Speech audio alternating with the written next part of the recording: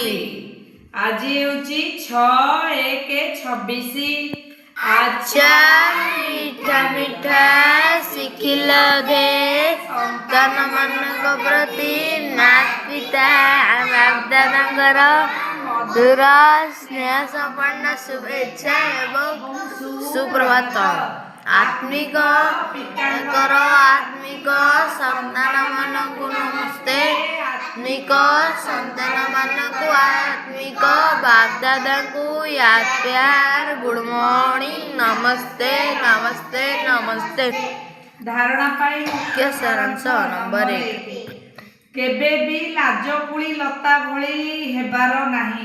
दैवी गुण को धारण करी निजर चालीचलन को सुधारिबा को हेबो।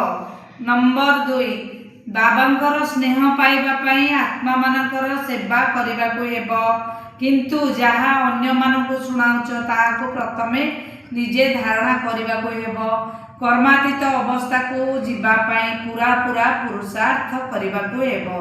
वरदान साकार रूप रे बापदादा को सम्मुख रे अनुभव करुथिबा जुगल रूपधारी भव। जेपरि शिव शक्ति जुगल अटंती सेहीपरि पांडवपति पांडव मध्य जुगल अटंती।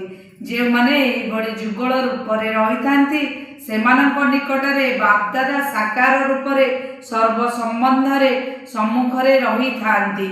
स्लोगान मायाजित प्रकृतिजित होउथिबा श्रेष्ठ आत्मा ही स्व कल्याण विश्व कल्याण अटे। अव्यक्त इशारा एही अव्यक्त मासर बंधन मुक्त होई जीवन मुक्त स्थितिर अनुभव कर। जदि एबे तुमे माने जीवन मुक्त होई जीव तेबे तुम मानकर जीवन मुक्त स्थिति रे प्रभाव जीवन बंधन रे थिबा आत्मा मानकर बंधन को मध्य समाप्त करिदेव। तेणु सही दिन केबे आसीबो जेतेबेले समस्ते जीवन मुक्त होई जिवे कोनोसी बंधन नथिबो।